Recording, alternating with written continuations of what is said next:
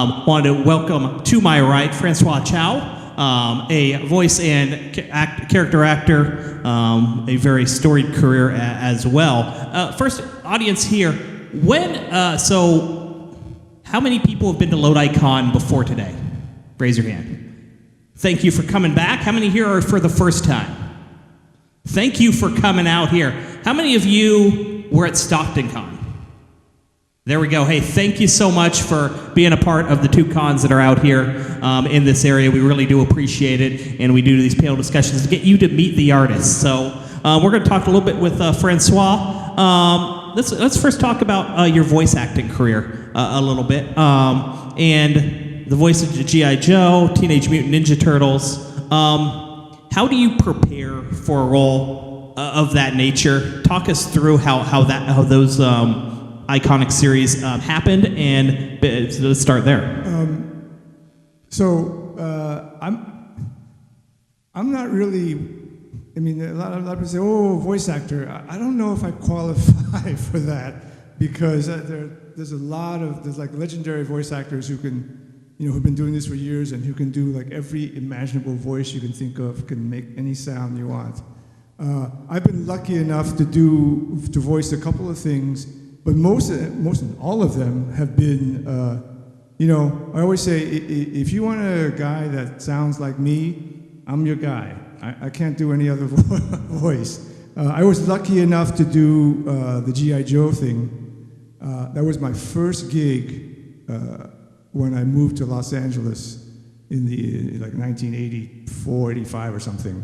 And it was like being thrown into the deep end of the pool. I got the gig and I was like, oh, great. And I showed up and it was all these amazing voice actors in the same room, and they were just doing the thing, and I was sitting there going, man, what's happening here? I don't know what's going on. I've never been here before. And that's where I started to learn how to do this stuff. I do these in the last, I've been acting for like 40 years, I think. And most of that is on-camera stuff. I've been lucky enough to do some voices for certain things here and there, but I don't know if I would qualify myself as just as a voice actor. Well, exactly, and I was going to reach out to kind of the in looking at your your career. You've worked with some, I'm going to just say some badass guys. Oh yeah. In regards to Chuck Norris, Don Johnson. MacGyver, LL Cool J. Yeah. Who's the coolest of the bunch? Okay, here's my showbiz confession. I had always wanted to work with Gillian Anderson from the X-Files. She was like my crush. Celebrity crush. Yeah. I love the X-Files. I watch it all the time. And then finally, like a few years ago, when they rebooted the X-Files, I got a chance. I got an episode. I was like, oh man. And then I looked at the script, and it was all the scenes were with Scully, with Gillian's character. And I was like, oh. That was the first time that I was sort of nervous coming on set, going, oh my God, I hope I don't, just freeze up and make a fool of myself in front of her. But it turned out great, and she has to be I have worked with all these other great guys, all these other people, but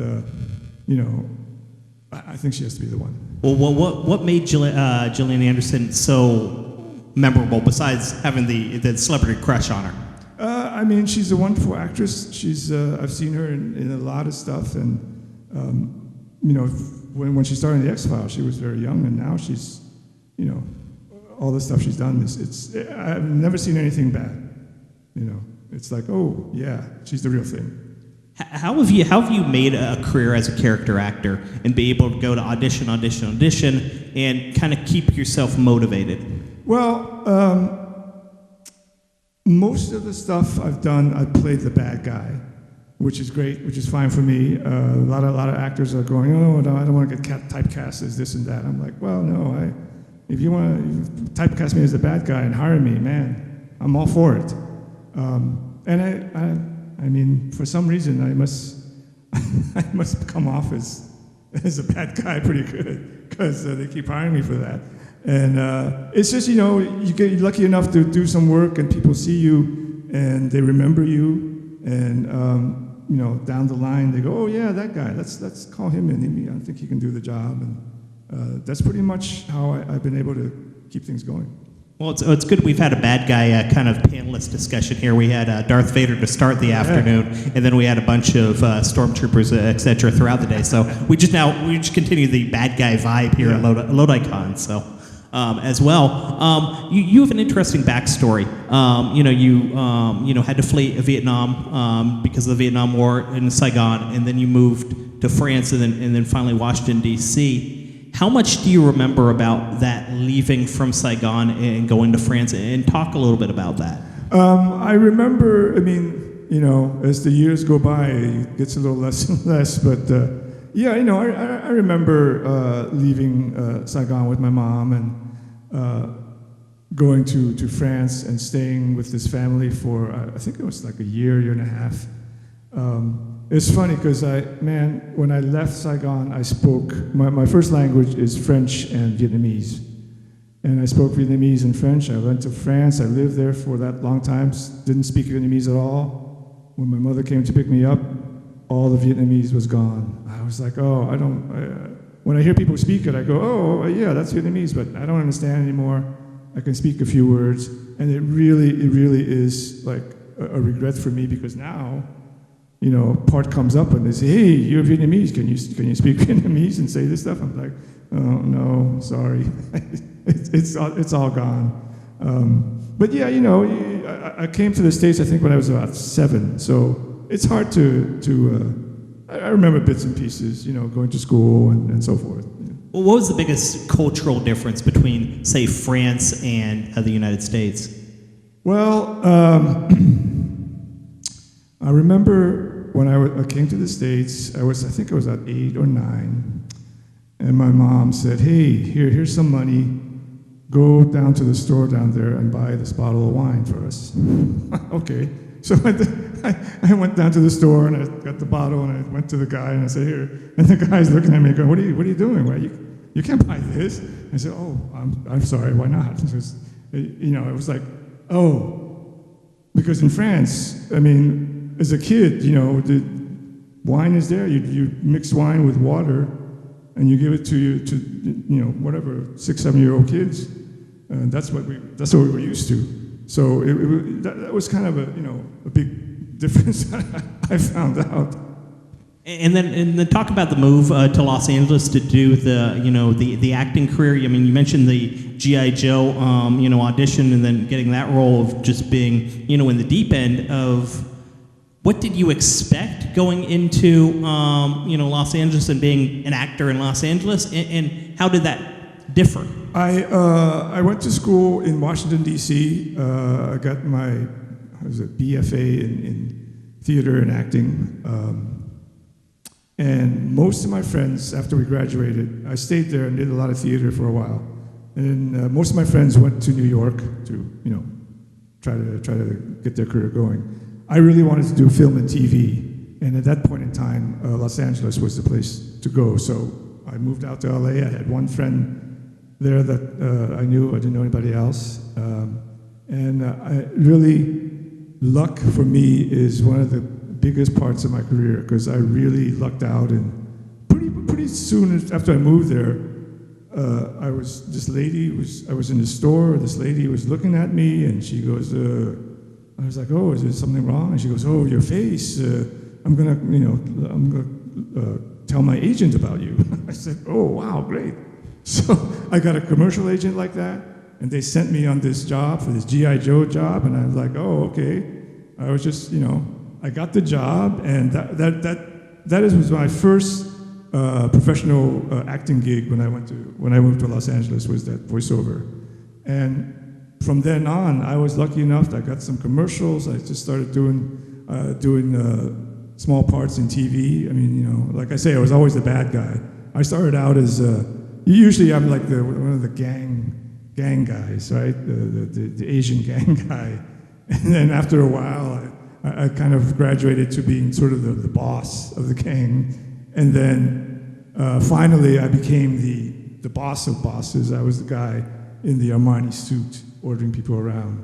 And that was that was like a 20-year career of being the bad guy. It was good. Is there a villain character that you enjoy playing more than another? I always say, you're never the villain. You're not the bad guy when you're playing him. You don't think, oh, I'm the bad guy, I gotta act evil and stuff. No, you just do it. But you know what? There are a lot of times where, especially later on, when I play sort of a villain or a bad guy and I have to do some really horrible things, it doesn't feel good. I go home and I'm like, oh man, that the scene I did with that kid, where I was mean and stuff, that didn't really feel good at all. And I really liked more being sort of a regular guy, just even a good guy. And do you ever get the notice on the street, hey, you're that guy? Yeah, that guy is a good description. That guy in quotes is a good description, because if you watch TV, or watch movies, whatever, sooner or later you're gonna go, oh, yeah, that guy. I've seen that guy before. I don't know who he is, but yeah, that guy. That's me. I'm one of those guys. I remember living down in Los Angeles and going to South Coast Rep Theater in Orange County, yeah. And you'd always have the theater. You'd have the theater, at South Coast Rep, yeah. And you'd always look at the program. And there'd always be that guy. Yeah. You're like, wait, that guy was in that, and yeah. that, and that, and that. And, oh, wait, he's right there in front of you. Yeah. So it's okay. It's great to be that guy. And talk a little bit about your early theater career and where you got your degree. How did theater teach you to be a better actor? I don't know if you can learn to be a good actor, and again, I don't know what a good actor is. You're different from other people. It's all subjective. Some people think, oh man, he's great. Other people think, oh wow, he's horrible. Theater for me, doing theater and going to school and acting class and stuff like that, I kind of equate it as the same as like an athlete going to the gym. You work out your body so that it's ready to do whatever you need to do. But that's pretty much it. You can't, my personal opinion, and it's different from other people, you can't really learn, how to be a good actor. Any questions over in the audience? Yeah, right here in the front. Sure. We shot that like almost 2 years ago, and it took a long time coming out, but it was great. It is the technology I was very impressed with and surprised with, because we've gotten so far. We're way past green screen. We worked on this thing. It was called, I forget what it was called, but it was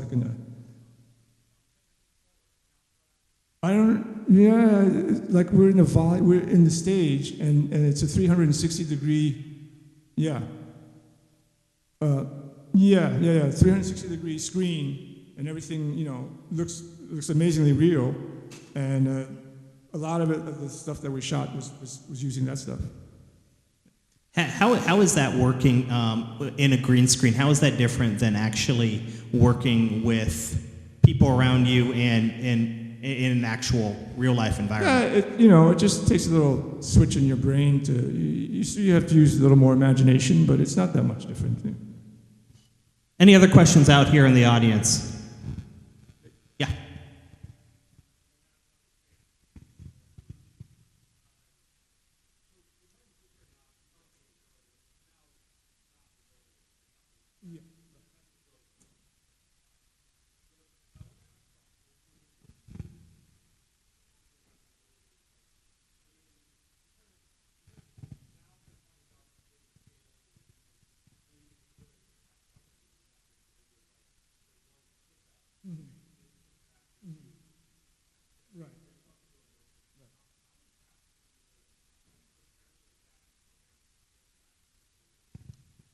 Yeah, one of the things I'm talking about, sometimes it's really hard to play the kind of character that will do some pretty bad stuff.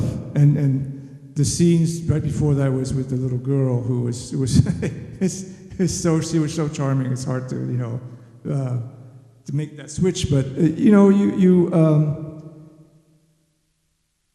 I depend a lot on instinct and sort of imagination.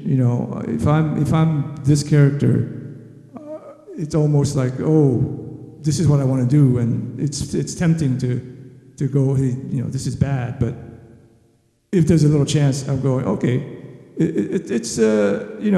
Everybody, people work differently. So for me, that's pretty much how I approached it.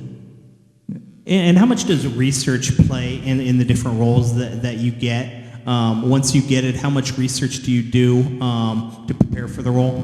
It depends on the role. I can't, like for the Expanse, I can't really do that much research because it's a sci-fi. It takes place in the future. The character was like some described as one of the richest men in the universe. Research. I can read up on a lot of stuff, but again, I personally depend a lot on my imagination and my instincts as to how to approach something. Is there a director or a producer that you've worked with that has given you some really good advice in regards to acting?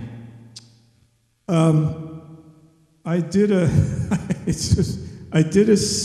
for